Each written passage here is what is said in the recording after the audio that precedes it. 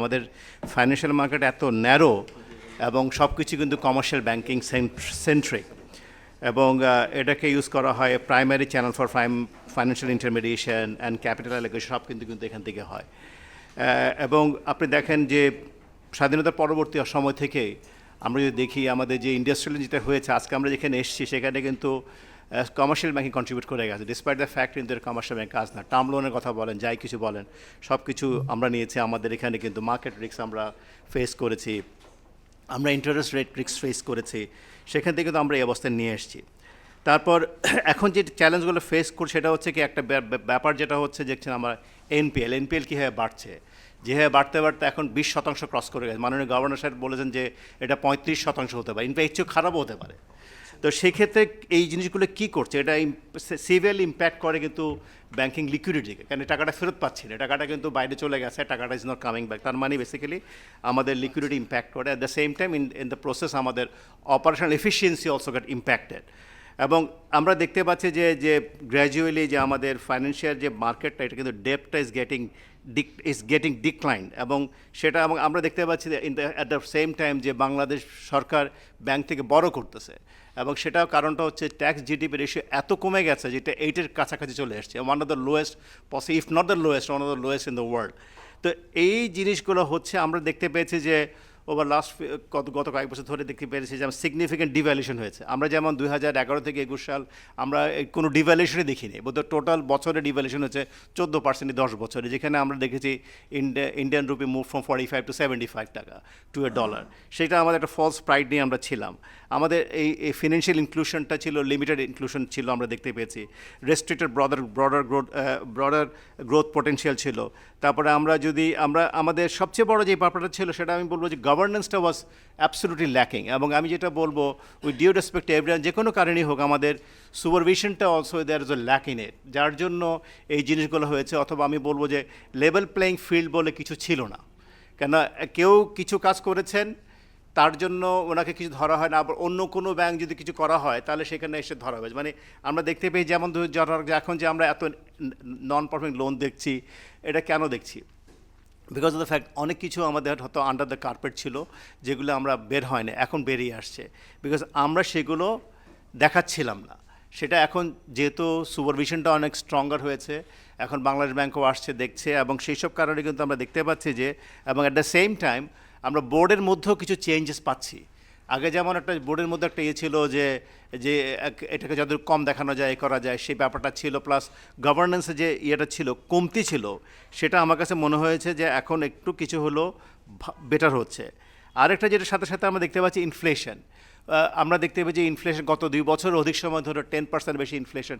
সেটা কিন্তু যদিও আমরা গত এক মাসে দেখছি যে গত মাসে দেখলাম যে এটা কমে এসছে, এবং আশা করছি এবং মাননীয় গভর্নর বলেছেন যে এটা আমাদেরকে 18 থেকে 24 মাস সময় লাগবে ইনফ্লেশন কমানোর জন্য।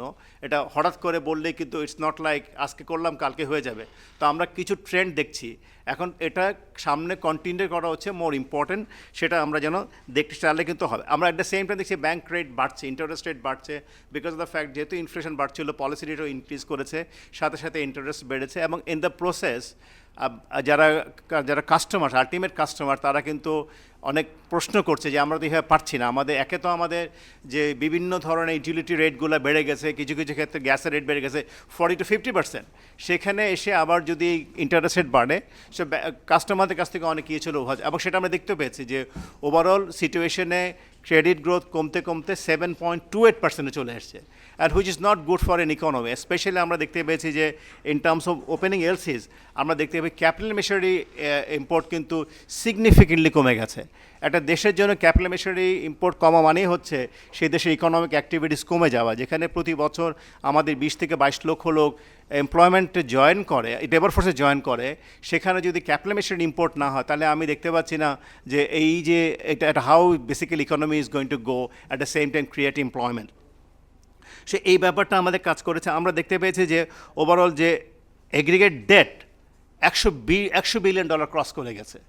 হ্যাঁ, আমাদের হয়তো as a percent of GDP আমরা হয়তো about 35-40%, which is may not be very, এখনও হয়তো সহনীয় মাত্রা, কিন্তু in terms of capacity of debt servicing এটা কিন্তু আমাদের অনেকটাই কম। এটা মূল কারণটা হচ্ছে যেহেতু আমাদের tax GDP ratio is very low, so ওই ব্যাপারটা কিন্তু আমাদের মানে ব্যাপারটা এসে যায় যে আমি আসলে এই ডেটটা সার্ভিস করব কীভাবে, সেই ক্যাপাসিটি কিন্তু আমাদের মধ্যে নাই। তো এখন ওভারঅল আমরা দেখতে পাচ্ছি যে এই জিনিসগুলোকে আমাদের এখন ইন দ্য প্রসেস আমাদের ব্যাঙ্কিং ইন্ডাস্ট্রিকে ইম্প্যাক্ট করছে।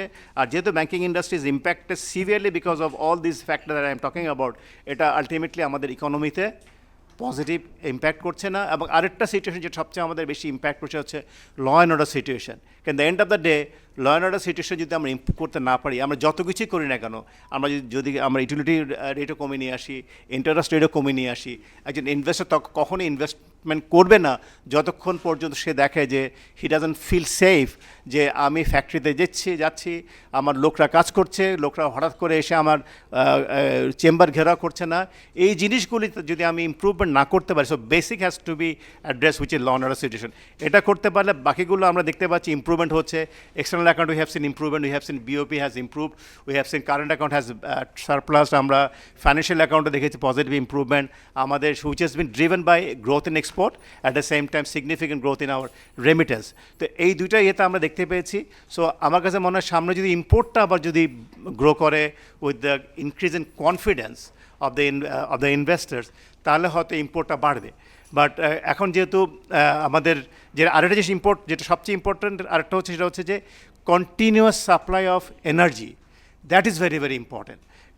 গত সরকারের সময় এনার্জি স্টেট মিনিস্টার বলেছেন আমি দাম বাড়াচ্ছি, কিন্তু I will ensure that you get continuous supply of energy, but that didn't happen. That is very very important for the industry survive as well.